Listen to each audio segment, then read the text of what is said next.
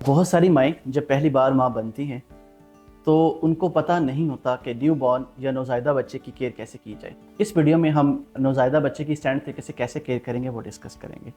मेरा नाम डॉक्टर रज़ा ख्वाजा है और मैं कंसल्टेंट चाइल्ड स्पेशलिस्ट हूँ। सबसे पहले बात करेंगे बच्चे की ड्रेसिंग के बारे में। गर्मी और सर्दी के हिसाब से बच्चे का जो ड्रेस है वो मौसम के हिसाब से अप्रोप्रिएट होना चाहिए। गर्मियों में आप कोशिश करें कि बच्चे का जो ड्रेस है वो लूज़ फिटिंग वाला होना चाहिए, बहुत सादा और आसान ड्रेस होना चाहिए। कॉटन या फिर लिनन का या सूती कपड़े का कोई ड्रेस होना चाहिए जिससे बच्चा बहुत कंफर्टेबल रहता है। कोशिश करें कि फैंसी ड्रेसेस जो है वो गर्मियों में बिल्कुल अवॉइड करें, इसकी वजह से स्किन रैशेस बन सकते हैं। वो बच्चे जिनको स्किन एलर्जी का इशू है या उनकी स्किन बहुत सेंसिटिव है, उन बच्चों के लिए ड्रेसेस बहुत इजी होने चाहिए और जो सॉफ्ट फैब्रिक होता है उसके ड्रेसेस होने चाहिए ताकि वो उसमें बहुत इजी रहें। सर्दियों में आपने बच्चों को सर्दी लगने से बचाना है, स्पेशली वो बच्चे जो कम वज़न के हैं या वक्त से पहले पैदा हुए हुए हैं। उनमें टेम्परेचर इंस्टेबिलिटी होने का चांस बहुत ज़्यादा होता है, बच्चे अपना टेम्परेचर मेंटेन नहीं कर पाते। तो ऐसे बच्चों के लिए कपड़े जो है वो आप लेयर्स की सूरत में पहना सकते हैं। बच्चों को वार्म रखना है, लेकिन फिर भी वो कपड़े बहुत टाइट फिटिंग वाले नहीं होने चाहिए जिससे बच्चे सांस ना ले पाएँ, ब्रीदेबल होने चाहिए। दूसरे नंबर पे आती है बच्चे की फीड। सबसे ज़रूरी चीज़ ये है कि बच्चे को माँ का दूध पिलाया जाए। माँ को चाहिए कि अपने साथ लगाएं और फीड करवाएं, और फीड को इनिशियली आप ऑन डिमांड रखें। जैसे ही बच्चा जो है वो भूखा होता है, क्राई करता है और आपको लगता है कि बच्चा फीड डिमांड कर रहा है तो उसको हमेशा साथ लगा के फीड करवाएं। अक्सर माओं का सिजेरियन होता है और बच्चे को उठा के पिलाना मुश्किल होता है, तो बच्चे को फीड कराने के लिए माँ मुख्तलिफ पोजीशंस इस्तेमाल कर सकती है, जिसमें साइड पे करवट लेके या बच्चे को अपने ऊपर लिटा के, ये डिफरेंट पोजीशंस में आप बच्चे को उठा के फीड करवा सकते हैं। सिर्फ और सिर्फ एस्पिरेशन का ख्याल करना है कि खुदा न खास्ता बच्चे के फेफड़ों की तरफ दूध ना जाए। बच्चे की पोजीशन को अदरवाइज़ ईजी रखें और बच्चे को फीड करवाएं। अगर ज़रूरी हो तो बच्चे को आप फार्मूला या डब्बे का दूध दे सकते हैं अगर मेडिकली इंडिकेटेड है। फार्मूला या डब्बे का दूध बनाते टाइम ये ख्याल करें कि पहले जो है वो पाउडर शामिल किया जाए और फिर पानी डाला जाए, और जो पानी आप इसमें डाल रहे हैं वो मिनरल वाटर होना शर्त नहीं है। आप जो इवन फ़िल्टर का पानी है उसे बॉयल करके ठंडा कर लें तो वही पानी दूध बनाने के लिए इस्तेमाल किया जा सकता है, उसमें कोई हर्ज नहीं है। डाइल्यूशन यूजुअली बच्चों के लिए जो रूटीन के फार्मूलाज हैं वो 1:1 डाइल्यूशन होती है, यानी कि 1 आउंस में 1 ढक्कन आपने जो स्कूप उसमें से निकलता है वो 1 आउंस में 1 स्कूप डालना है और 2 में 2, और एज़ पर नीड जितना बच्चा डिमांड करे तो आपने उस हिसाब से बढ़ाते जाना है। With the passage of time initially बच्चे का जो स्टमक की स्टोरेज कैपेसिटी होती है बहुत छोटी होती है, जितना अखरोट होता है उतने साइज़ की होती है, लिहाजा बच्चे की डिमांड भी कम होती है लेकिन मांगता बच्चा बार बार है और जल्दी फीड के लिए सेटिस्फाई हो जाता है, बट बार बार बच्चा हंगरी हो जाता है और मांगता रहता है। लेटर ऑन स्टोरेज कैपेसिटी बढ़ती जाती है, मैदे का साइज़ बड़ा होता जाता है, बच्चा फीड जो है वो ज़्यादा लेके ज़्यादा टाइम निकाल जाता है। तो इनिशियली ज़्यादा से ज़्यादा 2 घंटे गुजार के बच्चों को फीड करवा लें, और जब बच्चा बड़ा होता जाए तो ये दौरानिया ज़्यादा भी किया जा सकता है, 3 घंटे या 4 घंटे बच्चे की ज़रूरत के हिसाब से, लेकिन उसमें बच्चे का जो दूध पिलाने का जो वॉल्यूम है वो बढ़ता जाता है। फीडर की सफाई का खास ख्याल करें। जो दूध बनाने लगा है उसकी अपनी हाइजीन या सफाई का ख्याल रखना भी ज़रूरी है, स्पेशली उसके नेल्स कटे हुए होने चाहिए, उसके हैंड वॉश होने चाहिए। उसका बेनिफिट ये होता है कि फीडर के ज़रिए से बच्चों को इन्फेक्शन लगने का चांस कम होता है। फीडर बनाने के लिए आप दोनों हाथों से इस तरह रोटेट करके फीडर को मिक्स कर सकते हैं। निप्पल को टच करने से अवॉइड करें वरना इससे बच्चों को इन्फेक्शन लग सकती है। नेक्स्ट एक बहुत अहम चीज़ है वो है बच्चे की हाइजीन, बच्चे का इन्वायरमेंट। जिस इन्वायरमेंट में बच्चा रह रहा है वो कोशिश करे कि वो डस्ट फ्री हो, उसके जो लिविंग एरिया है वहाँ पे कोई भी स्मोकिंग करने वाला बंदा ना हो। पैसिव स्मोकिंग के ज़रिए से बच्चों को बहुत सारे एलर्जेंस हो सकते हैं और बच्चों को सांस की तकलीफ हो सकती है। डस्ट फ्री इन्वायरमेंट रखें, और उसका तरीकाकार ये होगा कि जब भी कमरे की सफाई करनी होगी या डस्टिंग करनी होगी या बेडिंग करनी होगी तो कोशिश करें कि बच्चों को दूसरे रूम में शिफ्ट कर लें और फिर आप कमरे की सफाई करें, और जब डस्ट सेटल हो जाता है तो आप वापस बच्चे को उस रूम में शिफ्ट कर सकते हैं। बच्चे के सामने या बच्चे की मौजूदगी में झाड़ू लगाने वाला काम, झाड़ने वाला काम, डस्टिंग का काम हरगिज़ नहीं करें। इससे बच्चे को सांस की दिक्कत या सांस की एलर्जी बन सकती है या डस्ट एलर्जी हो सकती है। जो बच्चे का हैंडलर है, जो भी बच्चे को संभाल रहा है, चाहे वो माँ है चाहे वो ग्रैंड पेरेंट्स हैं, उनकी हाथों की सफाई और उनकी हाइजीन का होना बहुत ज़्यादा ज़रूरी है कि उनके हाथ साफ़ हों, या कोशिश करें बार बार हाथ को धोते रहें या सैनिटाइज़र का इस्तेमाल कर लें। उसका फ़ायदा ये होगा कि बच्चा जो है वो जरासीम से महफूज रहेगा और बीमार होने का चांस कम होगा। बच्चे को कभी भी डायरेक्टली चेहरे के ऊपर किस नहीं करें। अगर किस करना है तो फोरहेड पे, माथे पे कर लें, हेड पे कर लें, या फिर आप बच्चे के हाथों पे या बॉडी पे किस कर सकते हैं, लेकिन फेस पे डायरेक्टली जो है वो किस नहीं करें। इससे भी अगर कोई इन्फेक्टेड होगा तो एक शख्स से दूसरे शख्स में इन्फेक्शन मुंतकिल होगी। अगली जिस बात का बहुत ख्याल करना है वो है बच्चे की सेफ्टी। इससे मतलब ये है कि बच्चे को कभी भी अकेला मत छोड़ें, स्पेशली अगर आप कहीं आउटडोर जा रहे हैं, कहीं गाड़ी में सफ़र कर रहे हैं, ट्रैवल कर रहे हैं, तो किसी कीमत पे भी बच्चे को अकेला मत छोड़ें। जब भी आपने बच्चे को हैंडल करना है, उठाना है, इवन बाथिंग के लिए भी, तो बच्चे की जो नेक और हेड है इसकी पोजीशन का ख्याल करना है। तो एक सी शेप बना सकते हैं आप इस तरह से बच्चे को होल्ड करने के लिए। इस सी शेप के अंदर आपने बच्चे का जो बैक ऑफ दी हेड है और उसकी जो गर्दन नेक है, इन दोनों को सपोर्ट कर लेना, और जो बाकी की जो पाम है आपकी उसके ज़रिए से आप शोल्डर्स को, इवन नेक को सपोर्ट कर सकते हैं।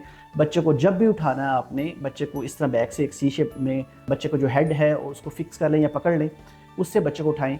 क्योंकि जो स्पेशली पहले 3 महीने का बच्चा होता है उसमें नेक होल्डिंग अभी अचीव नहीं होती, 3 से 4 महीने में जाके अचीव होती है। लिहाजा एक मिसमैच हो सकता है, बच्चे की गर्दन का और दिमाग का आपस में बैलेंस नहीं रह सकता और बच्चे को यहाँ इंजरी होने का डर होता है। इसलिए जब भी बच्चे को आपने हैंडल करना है, ज़रूरी है कि बच्चे के हेड को और नेक को एक पोजीशन में रखते हुए आप उठाएं। और यही आप ध्यान बच्चे को नहलाते टाइम कर सकते हैं, या एक जगह से दूसरी जगह मुंतकिल करते टाइम भी आप बच्चे को सपोर्ट कर सकते हैं।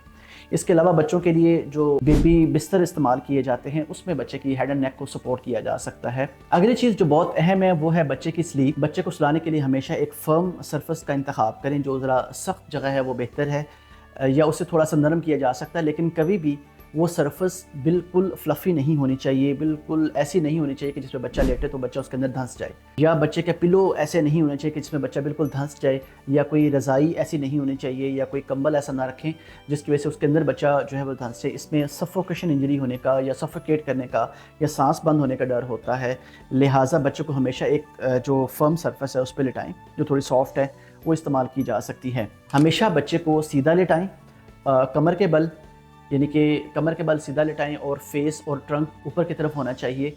इस तरह से बच्चे कंफर्टेबल ज़्यादा रहते हैं, प्लस इसमें सडन इन्फेंट डेथ सिंड्रोम होने का चांस कम हो जाता है। एक और बात का ख्याल ये रखना है कि बच्चे को सुलाने के लिए आप अलग बिस्तर का इंतखाब करें जो माँ के बिस्तर के बिल्कुल करीब हो। कोई कॉट इस्तेमाल कर सकते हैं या एक अलग बिस्तर का इंतज़ाम कर सकते हैं। इसका नुकसान ये हो सकता है कि खुदा न खासा रात के टाइम पे बच्चा अगर आपके साथ सो रहा है तो आपकी बॉडी पोजीशन के हिसाब से उसको इंजरी ना हो।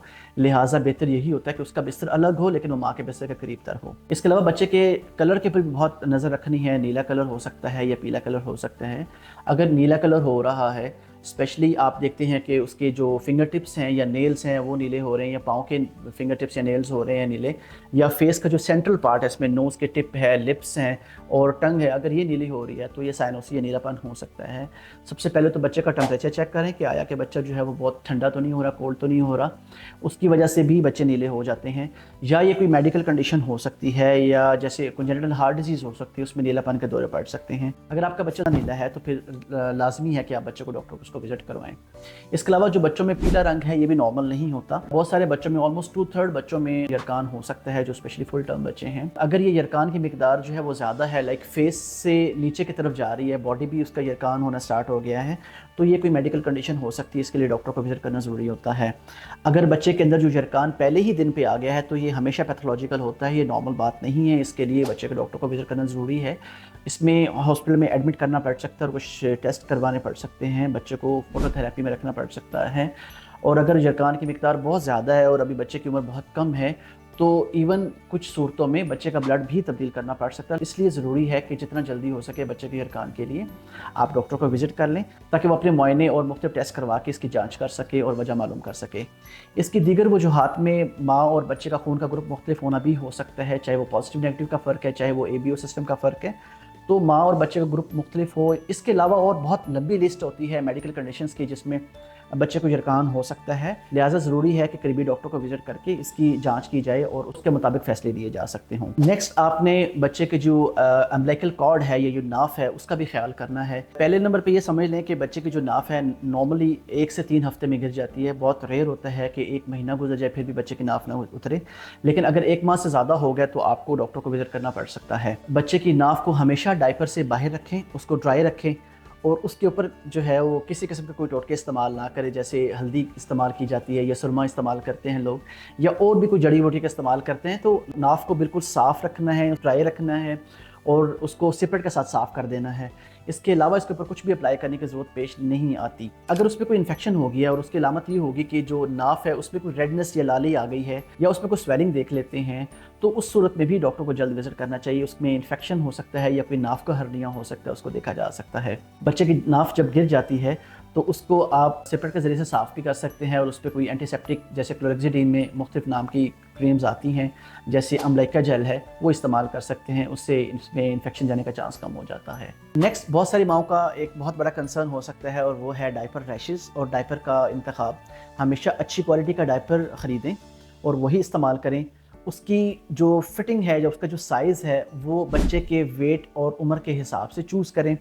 बहुत लूज़ फिटिंग भी नहीं होना चाहिए और बहुत टाइट फिटिंग भी नहीं होना चाहिए। जो एज अप्रोप्रिएट है उस पर लिखे हुए होते हैं, एज अप्रोप्रिएट चूज़ करें और वो इस्तेमाल करें। इसके ज़रिए से भी बच्चे का जो रैशेज़ है वो बहुत कम हो जाते हैं। बच्चे के डायपर को चेंज करने से पहले आप हर दफ़ा इसमें मुख्तलिफ ऑयल इस्तेमाल कर सकते हैं, जैसे सरसों का तेल है या कोकोनट ऑयल है। इसके अलावा वेज़लीन का इस्तेमाल कर सकते हैं। इसका बेनिफिट ये हो जाता है कि ये बेसिकली एक बैरियर बना देता है स्टूल और यूरिन के दरमियान और स्किन के दरमियान में। तो एक बैरियर फिल्म बन जाती है जिसकी वजह से पखाना या पेशाब जो है वो स्किन के साथ कांटेक्ट में ही नहीं आता और इससे स्किन एक्सकोरेशन नहीं होती, रेडनेस नहीं होती और रैशेस नहीं बनते। लेकिन अगर रैशेस बन जाते हैं तो आप उसमें हमेशा स्टीरॉयड के बगैर वाली क्रीम इस्तेमाल करें और उसमें जिंक ऑक्साइड एक कॉमनली इस्तेमाल होने वाली है जो सूडे क्रीम के नाम से आती है, नैपी क्रीम के नाम से आती है, वो इस्तेमाल आप कर सकते हैं। उसकी एक थिन सी लेयर बना देते हैं तो भी बच्चे का जो है ना वो रैशेस कम हो जाते हैं और रैशेस बनने का चांस कम होता है। रैशेस बनने के पीछे मैकेनिज्म ये होता है कि बेसिकली चेंजिंग फ्रिक्वेंसी है वो बहुत कम होती है। लाइक माएँ दिन में तो ध्यान कर लेती हैं, रात में ध्यान नहीं कर पाती। तो कई बार माएँ ऐसी करती हैं कि रात को डायपर लगाती है जो सुबह उठ के चेंज करती हैं, तो 8-10 घंटे की एप्लीकेशन रहती है। उसमें दौरान अगर बच्चे ने बहुत अर्ली कहीं पखाना कर दिया, यूरिन कर दिया हुआ, तो वो लॉन्ग स्टैंडिंग यूरिन या पखाने की वजह से स्किन एक्सकोरेशन, रेडनेस होती है और डायपर रैशेस बनते हैं। सो बार बार ध्यान देना है कि बच्चे का डायपर जो है वो अगर वेट हो गया तो अपने एज सुन एज पॉसिबल उसको चेंज कर देना है। अगला एक बहुत अहम सवाल जो बच्चे की बैथिंग से रिलेटेड है कि बच्चे को आप पहले ही दिन पर नहला सकते हैं। स्पेशली अगर बच्चा एक हॉस्पिटल सेटिंग से आया है तो उसमें तरह तरह के इन्फेक्शंस भी हो सकते हैं, तो डे 1 पे ही बच्चे के पैदाइश के बाद आप उसको नहला सकते हैं। लेकिन इसमें मुख्तलिफ बातों का ध्यान करना है, स्पेशली इसमें बच्चे को हैंडल करते टाइम कि बच्चे की जो हेड है और नेक है उसको एक पोजीशन में होना चाहिए, उसको फिक्स करना ज़रूरी है। उसको फिक्स करके आप बच्चे को एक प्रॉपर पोजीशन में होल्ड करके बच्चे को नहला सकते हैं। नहलाते टाइम बच्चे की ओपनिंग्स का ख़ास ख्याल करना है, लाइक उसके नॉस्ट्रल्स का, उसके ओरल कैविटी का, उसके कानों का, कि यहाँ पे पानी या साबुन वगैरह ना जाए। बच्चे को नहलाते टाइम आपने हमेशा ख्याल करना है कि जो बेबी सोप्स और शैम्पू आते हैं वो आप इस्तेमाल करें। कोशिश करें कि जो टीवी कमर्शियल्स में दिखाए जाते हैं मेडिकेटेड साबुन, वो उसके साथ बच्चे को मत नहलाएं, इससे बच्चों की स्किन को ड्राइनेस हो सकती है और फर्दर कोई कॉम्प्लिकेशन हो सकती है। बच्चे को नहलाने के बाद बच्चे का टेम्परेचर हमेशा एक मॉडरेट रखें, उसको रैप सही कर दें सो दैट कि कोई गर्मी सर्दी का मसला बच्चे के लिए ना रहे। रूटीन में भी आप चाहें तो रोज़ाना बच्चे को नहला सकते हैं। अगर मौसम बहुत ठंडा है या नहलाना पॉसिबल नहीं है या बच्चा सिक है और बच्चा जो है उसमें बहुत स्मेल है उसमें या उसको नहलाने की ज़रूरत है, तो आप जो है वो नीम गर्म पानी में एक टॉवल को भिगो के उसके साथ भी बच्चे को साफ़ कर सकते हैं सर से पाँव तक। इसके अलावा बच्चे के साथ अपना कम्युनिकेशन और बॉन्डिंग बहुत अच्छे रखें। बच्चे को जब भी उठाएं तो आप उसके साथ बातें करने की कोशिश करें, उसके साथ टाइम स्पेंड करें, उसके साथ खेलने की कोशिश करें। ऐसा हरगिज़ ना करें कि बच्चा आपके साथ है लेकिन आप अपने एक ध्यान में हैं, अपने मोबाइल में हैं या स्क्रीन टाइम में है और बच्चा आपके साथ है और आपको ये लगता है कि आपने बच्चे के साथ बहुत टाइम गुजारा है। तो ये टाइम गुजारना तो ज़रूर है लेकिन ये क्वालिटी टाइम स्पेंडिंग नहीं है। तो बच्चे के साथ हमेशा क्वालिटी टाइम स्पेंड करें, उसमें बच्चों के साथ कम्युनिकेट करें, उसके साथ बातें करने की कोशिश करें। आपका बच्चे के साथ एक बहुत अच्छा बॉन्ड बन जाता है और इवन बच्चा बहुत सारे बिहेवियरल और साइकोलॉजिकल प्रॉब्लम से महफूज रहता है। बच्चे की क्राई बहुत इंपॉर्टेंट है, बच्चे की क्राई को समझने की कोशिश करें। एक्चुअली बच्चे की जो क्राई है वो आपसे कम्युनिकेट करने की एक लैंग्वेज है। आप बच्चे की क्राई को समझने की कोशिश करें कि सबसे पहले जो नॉर्मल रूटीन चीज़ें पहले वो देखें, वो अंडरस्टैंड करने की कोशिश करें। लाइक बच्चा क्राई करके आपको अपनी प्यास और भूख बताने की कोशिश करता है, वो भूखा हो सकता है, एंग्री हो सकता है, उसको फीड की ज़रूरत पेश आ सकती है।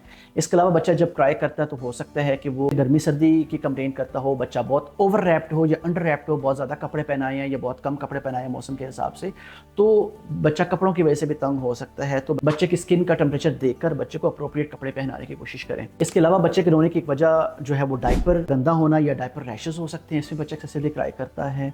तो बच्चे का डायपर लाजमी चेक कर लें, डायपर वाली साइड चेक कर लें, उसकी वजह से बच्चा इरिटेबल होता है। इवन जो बच्चों में ओरल थ्रश बनता है, अगर मुंह के अंदर कोई सफ़ेदी बनी है, वाइट अगर आपको ज़ुबान और उसका तालू नज़र आ रहा है तो ये ओरल थ्रश की अलामत हो सकती है। इसकी वजह से बच्चा फीड कम लेता है और इरिटेबल रहता है, चिड़चिड़ा रहता है और रोता रहता है।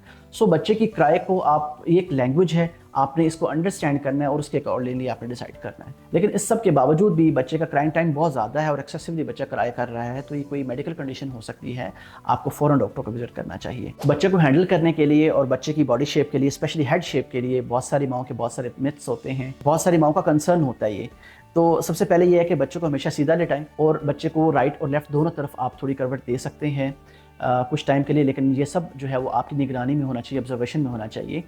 इससे बेनिफिट ये होता है कि बच्चे की हेड शेप एक नॉर्मल रहती है। बच्चे की सर बनाने के लिए कभी भी उसके नीचे कोई सख्त सरफस हरगिज़ ना रखें। लोग प्लेट रखते हैं, रेत की पोटलियाँ रखते हैं या कोई ईंट रखते हैं, तो बच्चे के सर के सरफस के नीचे किसी किस्म की कोई हार्ड सरफस नहीं रखनी। उसका नुकसान ये होता है कि वहाँ पे इन्फेक्शन लग सकती है बच्चे को और वहाँ पीप बन सकती है, सुराख बन सकता है। वो इन्फेक्शन हड्डी को टच कर सकती है या वो हड्डी को पार करते हुए दिमाग की तरफ जा सकती है और बच्चे को गर्दन तोड़ बुखार भी हो सकता है, जिसकी वजह से बच्चे में आर्जी या मुस्तकिल माजूरी भी आ सकती है। अवॉइड करें ऐसे सारे मिथ्स और कोशिश करें कि एक बच्चे को नॉर्मल तरीके से पालने की कोशिश करें। बच्चे की पैदाइश के बाद से ही बच्चे को हिफाजती टीकों का कोर्स शुरू करना होता है। बच्चे की पैदाइश के पहले 48 घंटे, इवन हम पहले हफ्ते के अंदर ही बच्चों को वैक्सीनेशन कर देते हैं। लेकिन अगर कोई मेडिकल कंडीशन नहीं है, बच्चा हेल्दी है, तो एज सुन एज पॉसिबल बच्चों के हिफाजती टीकों के मरकज़ पे ले जाएँ और बच्चों को वैक्सीनेशन शुरू करवाएं। पैदाइश के टाइम पे बच्चों को हेपेटाइटिस बी, टीबी और पोलियो के कतरे पिलाए जाते हैं और उसके बाद 6, 10, 14 हफ्ते में मुख्तलिफ वैक्सीनेशन होती हैं। जब बच्चा 9 माह का होता है फिर टीके लगाए जाते हैं। इसी तरह आगे चल के फिर बच्चों को वैक्सीन की जाती हैं और कुछ वैक्सीन ऑप्शनल होती हैं जो कि बच्चों के डॉक्टर के पास अवेलेबल होती हैं, तो आपको वो वाला कोर्स भी पूरा करना चाहिए। इसमें डिफरेंट बीमारियों से बचाया जा सकता है। एक और अहम चीज़ ये है कि जो बहुत सारे मॉडर्न कंट्रीज़ में की जाती है, बच्चे की हियरिंग और विजुअल असेसमेंट, यानी बच्चे की समात और देखने के लिए पैदाइश के टाइम पर ही टेस्ट कर लिए जाते हैं। तो अगर आपके पास ऐसे रिसोर्सेज हैं और ऐसी फैसिलिटी मौजूद है तो बच्चे को पैदाइश के बाद हियरिंग और विजुअल असेसमेंट के लिए लाजमी लेके जाएं। उसकी पैदाइश के टाइम पे ही समात और नज़र है उसको देखा जा सकता है। इसका फ़ायदा ये हो जाता है कि अगर खुदा न खास्ता कोई मसला मौजूद है तो उसकी बहुत जल्दी तशख़ीस मुमकिन होती है और उस हिसाब से जल्दी फैसले लिए जा सकते हैं। उसके रिजल्ट्स और आउटकम ज़्यादा बेहतर होते हैं। इसके अलावा कुछ डेंजर साइंस हो सकते हैं जिसका आपको लाजमी नोटिस होना चाहिए कि जब डॉक्टर को विज़िट किया जाना चाहिए। उसमें यह है कि अगर खुदा न खास्ता बच्चे को बहुत तेज़ बुखार होना शुरू हो गया है या बच्चा फीड लेना बंद कर गया है या उल्टियाँ होने लग गई हैं या खुदा न खास्ता बच्चे को झटके लगना स्टार्ट हो गए हैं या बच्चा ज़रूरत से ज़्यादा सोने लग गया है और एक्टिव नहीं हो रहा और निढाल है या सांस की कोई दिक्कत है, बच्चे को सांस लेने में प्रॉब्लम आ रहा है या कोई कलर में चेंज है, जैसे बच्चा नीला हो गया है या पीला हो गया है, तो ये ऐसे डेंजर साइन हैं, ये रेड फ्लैग्स होते हैं। इसमें फ़ौरन डॉक्टर को विज़िट करना चाहिए सो दैट वक्त पे ही इसकी तशख़ीस की जा सके और उस हिसाब से इसका इलाज किया जा सके। उम्मीद है कि ये सारी इन्फॉर्मेशन आपके लिए बहुत ज़्यादा हेल्पफुल होगी। आपको न्यूबॉर्न बच्चे की केयर करना बहुत आसान लग गया होगा और बच्चे की रूटीन केयर में बहुत रेड फ्लैग्स का भी पता लग गया होगा, डेंजर साइन का भी पता लग गया होगा। अपना और अपने बच्चों का बहुत ख्याल करिएगा। अस्सलाम वालेकुम।